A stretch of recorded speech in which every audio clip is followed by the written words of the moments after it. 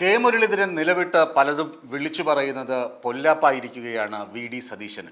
ഇതിനിടയിൽ ഹൈക്കമാൻഡ് പറഞ്ഞു, അതിരുവിട്ട അനൗദ്യോഗിക ചർച്ചകൾ, അതിരുവിട്ട നിലപാടുകൾ, പരസ്യ പ്രസ്താവന ഇതൊന്നും പാടില്ല. ഇതൊക്കെ വിലക്കിക്കൊണ്ട് ഹൈക്കമാൻഡിൻ്റെ ഇടപെടൽ വന്നതോടുകൂടി സതീശൻ്റെ ക്യാമ്പിന് ആകെ ക്ഷീണമാണ്.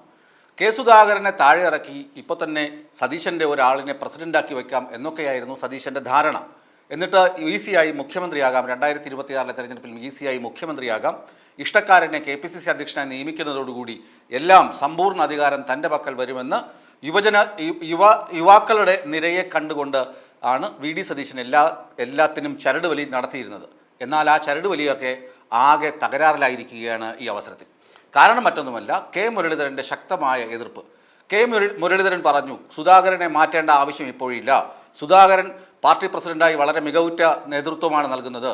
പാർലമെന്റ് തെരഞ്ഞെടുപ്പിന് ഇത്രയധികം കേന്ദ്രങ്ങൾ, ഇത്രയധികം മണ്ഡലങ്ങളിൽ വിജയിക്കാൻ സാധിച്ചത് സുധാകരൻ്റെ മികവ് കൊണ്ടാണ്. അതുപോലെ ഉപതെരഞ്ഞെടുപ്പുകളിലെ വമ്പിച്ച വിജയത്തിൻ്റെ ആസൂത്രണത്തിലും സുധാകരൻ്റെ പങ്ക് ചെറുതല്ല എന്ന കെ മുരളീധരൻ ഇത്തരം കാര്യങ്ങൾ പറഞ്ഞതോടുകൂടി എല്ലാത്തിൻ്റെയും ക്രെഡിറ്റ് എനിക്കാണെന്ന് വാദിച്ചിരുന്ന സതീശന് ആകെ അവതാളത്തിലാവുകയാണ്. സതീശൻ പെട്ടുപോവുകയാണ് ചെയ്തത്. അതുപോലെ തന്നെ ചാണ്ടി ഉമ്മൻ്റെ ഇടപെടലുകൾ. ചാണ്ടി ഉമ്മനും പറഞ്ഞു, പാലക്കാട് ഉപതെരഞ്ഞെടുപ്പിൽ തനിക്ക് അർഹിക്കുന്ന സ്ഥാനങ്ങൾ നൽകിയില്ല, ചുമതലകൾ നൽകിയില്ല, തന്നെ തെരഞ്ഞെടുപ്പ് യോഗത്തിൽ നിന്ന് ഇറക്കി വിട്ടു. ഇതൊക്കെ വി.ഡി. സതീശനെ ഉന്നം വച്ചാൽ പറയുന്നതാണെന്ന് എല്ലാവർക്കും മനസ്സിലായെങ്കിലും പിറ്റേ ദിവസം തന്നെ പറഞ്ഞു, ഞാൻ പ്രതിപക്ഷ നേതാവിനെ ഉന്നം വച്ചല്ല പറഞ്ഞതെന്ന് ചാണ്ടി ഉമ്മൻ പറയുന്നിടത്ത് എല്ലാ കാര്യങ്ങളും വി.ഡി. സതീശന് എതിരായിട്ടാണ് പറഞ്ഞതെന്ന് വ്യക്തമാവുകയും ചെയ്തു. അതേ അവസരം തന്നെ ഷാഫി പറമ്പിലിനെ പിണക്കിക്കൊണ്ട് ചാണ്ടി ഉമ്മൻ മുന്നോട്ട് പോയി കഴിഞ്ഞാൽ, അതായത് അടുത്ത നേതാവ് എന്ന് പറയുന്നത്, അല്ലെങ്കിൽ തന്ത്രങ്ങൾ മെനയുന്നതിൽ ഉസ്താദ് എന്ന് പറയുന്നത് ഷാഫി പറമ്പിലാണ്. വി.ടി. ബൽറാമിനേക്കാൾ വി.ടി. ബൽറാം സോഷ്യൽ മീഡിയയിലുള്ള യുദ്ധം മാത്രമേ ഉള്ളൂ, പുറത്തിറങ്ങി ഉള്ള യുദ്ധമൊക്കെ കുറവാണ്. ഷാഫി പറമ്പിൽ കളത്തിലിറങ്ങി കളിക്കുന്ന ആളായതുകൊണ്ട് ഷാഫി പറമ്പിലിനെയും അദ്ദേഹത്തോടൊപ്പം നിൽക്കുന്ന ആളുകളെയും വെറുപ്പിച്ചുകൊണ്ട് ചാണ്ടി ഉമ്മൻ പോകുന്നത് അപകടത്തിലേക്കാണ് എന്നും ഒരു വിഭാഗം നേതാക്കൾ പറയുന്നുണ്ട്. എന്നാൽ ചാണ്ടി ഉമ്മൻ പറയുന്നത്, ഈ തന്തൈ വഴി വന്ന ആളുകൾ, അപ്പൻ മുഖാന്തരം വന്ന ആളുകളെ മുഴുവൻ വി.ഡി. സതീശൻ വെട്ടിനിരത്തുകയാണ്, വി.ഡി. സതീശൻ ഒഴിവാക്കുകയാണ്. അത് ശരിയല്ല.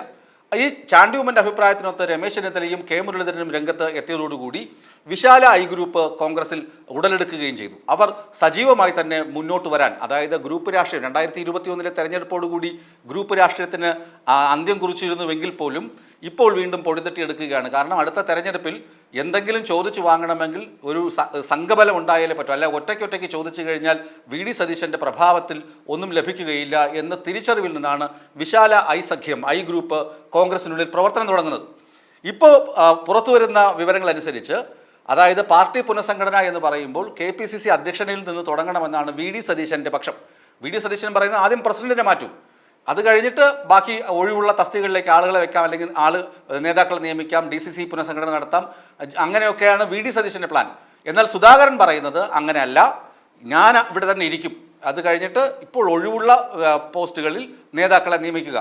അപ്പോഴൊക്കെ ഒരു പക്ഷേ എങ്കിൽ അങ്ങനെയാണ് ആളുകളെ പുനഃസംഘടന നടക്കുന്നതെങ്കിൽ സന്ദീപ് വാര്യർക്ക് ജനറൽ സെക്രട്ടറി പദവി കൊടുത്തേക്കും. കാരണം 2 ജനറൽ സെക്രട്ടറി പദവി ഇപ്പോൾ വേക്കൻ്റാണ്. അപ്പോൾ ജനറൽ സെക്രട്ടറി പദവി സന്ദീപ് വാര്യർക്ക് ലഭിച്ചേക്കാം.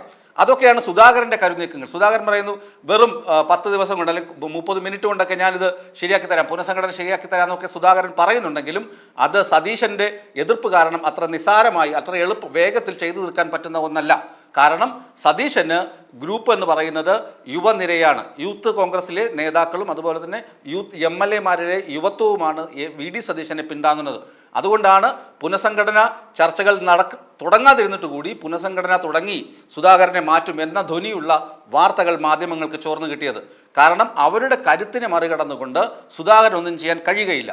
സുധാകരനെ സംരക്ഷിച്ച് നിർത്തുന്നതാകട്ടെ രമേശ് ചെന്നിത്തലയും കെ മുരളീധരനും അതുപോലെ തന്നെ ഈ വി.ഡി. സതീശൻ്റെ നേതൃത്വത്തിൽ, അല്ലെങ്കിൽ ഒറ്റയാൾ പോരാട്ടത്തിൽ, അല്ലെങ്കിൽ ഒറ്റയാൾ പോരാട്ടം എന്ന് പറഞ്ഞാൽ ശരിയാകില്ല, ഏകാധിപത്യ മനോഭാവത്തിൽ എതിർപ്പുള്ള അസംതൃപ്തരായ കുറേയധികം കോൺഗ്രസ് നേതാക്കളും യുവ നേതാക്കളും രമേശ് ചെന്നിത്തലയ്ക്കും കെ മുരളീധരനും ഒപ്പം ശക്തിയായി നിൽക്കുന്നുണ്ട്. ഇത് വലിയ ശക്തിയായി വരുന്നതിനാണ് അവർ വിശാല ഐ ഗ്രൂപ്പ് സജ്ജമാക്കുന്നതും അങ്ങനെ പ്രവർത്തിക്കാൻ തീരുമാനിക്കുന്നതും.